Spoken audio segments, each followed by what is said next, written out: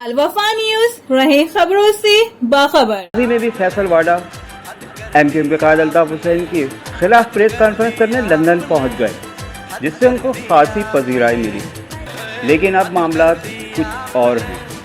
خان صاحب کی long march کے وقت پر ایسی پریس کانفرنس کا ہونا ان کے لیے مشکلات پیدا کر سکتا ہے۔ فیصل واڈا کراچی کے معروف بزنس مین ہونے کے ساتھ ساتھ تحریک انصاف کے اہم رہنما بھی ہیں۔ مجھے اس مارچ کے اندر خون ہی خون، جس کو کہہ کے تھک گیا ہوں، میں مر گیا ہوں، آستینوں کے سانپوں کے بارے میں بتا چکا ہوں۔ میں نے کہا نا، جب انسان کی ضمیر کی بات آ جائے تو پھر بھاڑ میں گیا سب کچھ۔ سب سے پہلے میرا ملک پاکستان۔ جی ناظرین، میں ہوں ثاقب صدیقی، آپ دیکھ رہے ہیں الوفا نیوز کراچی۔ عمران خان کے لانگ مارچ کے اعلان کے بعد سیاسی پارا ملک میں ہائی ہو چکا ہے۔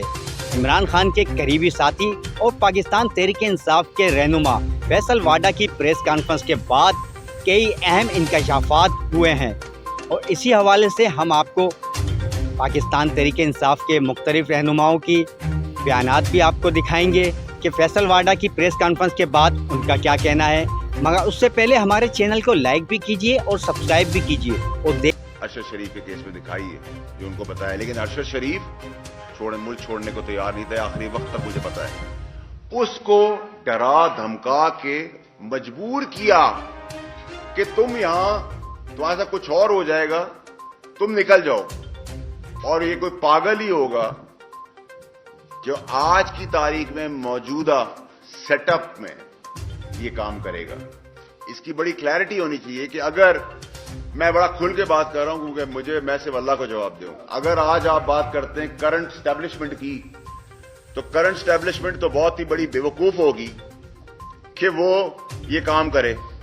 یہ کام وہ کر سکتا ہے جس کا بینیفٹ جس کو ملنا ہے، اس بینیفٹ کے لیے اس کا اعتبار جیتا گیا۔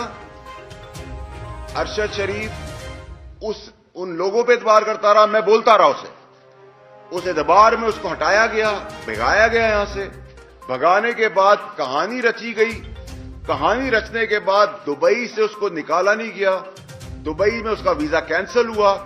اس کو ان لوگوں نے، سازشیوں نے اس کو کینیا کی ڈائریکشن دی، جو پاکستان میں بیٹھا ہوا ایک عام آدمی کینیا میں اس فارم ہاؤس تک کی رسائی نہیں رکھ سکتا۔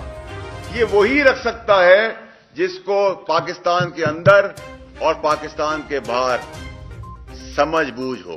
لوانے کے لیے اس کے اوپر پریشر ڈالا اور دبئی حکومت نے اس کو نکال دیا۔ یہ بھی بالکل بے بنیاد اور جھوٹی بات ہے۔ میں اس کے شواہد بھی آپ کو دوں گا۔ جتنے دن کا ویزا تھا اتنے دن وہ دبئی میں رہا۔ جب ویزا نہیں ختم ہو گیا تو اس کو وہ دبئی چھوڑنا پڑا۔ لندن کی ڈائیورژن بتائی گئی کہ وہ لندن چلے گئے ہیں، وہ لندن بھی نہیں گئے تھے۔ پھر اس شخص نے جس پہ وہ بھروسہ کر رہا تھا، جو یہ منصوبہ بندی کر رہا تھا، جو یہ سازش کر رہا تھا، اس سازش کے حصے کے اندر پورا پاکستان پھنسا ہوا ہے آج۔ اور میرے سارے تمام میڈیا کے بہت پرانے دوست بھی یہاں بیٹھے ہوئے ہیں، ان کو پتا ہے میں دوستی اور دشمنی آخری وقت تک نبھانا جانتا ہوں۔ میں اللہ تعالیٰ کے علاوہ نہ کسی کے باپ سے ڈرا ہوں نہ ڈروں گا۔ قاصد کچھ اور ہیں، سب کو الٹی پٹتی پہ چڑھا دیا گیا ہے۔ اور عمران خان صاحب جو مارچ پرامن کرنے جا رہے ہیں، یہ ہمارا جمہوری حق ہے اور رائٹ ہے، لیکن میں بہت کلیئرلی آپ کو بتا رہا ہوں کہ مجھے اس میں نہیں ہے۔ میں اپنے گھر والوں کو، اپنے بیوی بچے اور اپنے ماں باپ کو بتا کے آیا ہوں کہ اگر مجھے کچھ ہو گیا تو تحفے میں ان کی لاشیں بھی ملیں گی۔ یہ میرا وعدہ ہے، یہ میں حلف میں آپ کو کہہ رہا ہوں، اور میں آپ کو کر کے بتاؤں گا۔ میں رہوں یہی اس ملک سے گیا ہے، اس دن سے لے کر آخری دنوں تک میں ارشد شریف کے ساتھ رابطے میں تھا، اور میرا فون اویلیبل ہے دنیا کی کسی جگہ پہ بھی فورینزک کے لیے، کہ میں سچ بول رہا ہوں یا جھوٹ بول رہا ہوں۔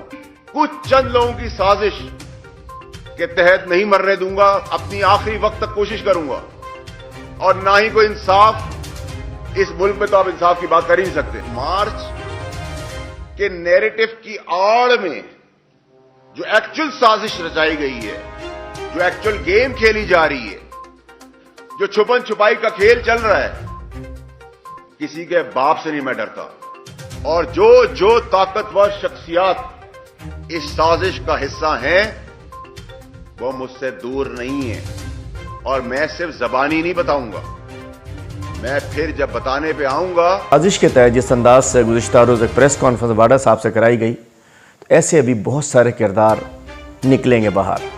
जब ये अवाम को सीधे तरीके से रोकने में नाकाम हो गए तो फिर इन्होंने हमारे अंदर से गद्दार पैदा करने शुरू कर दिए।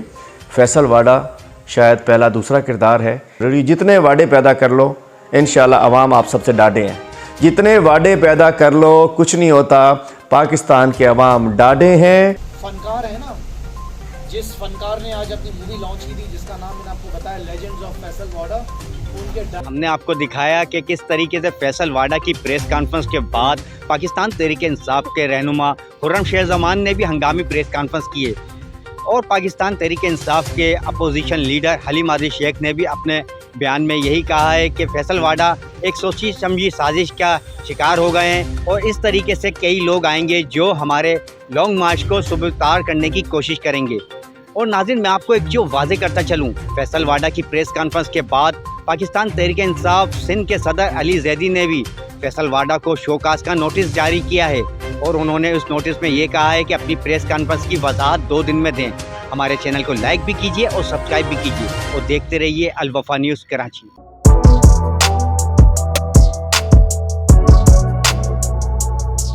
इस पर लाइक और सब्सक्राइब तो बनता है।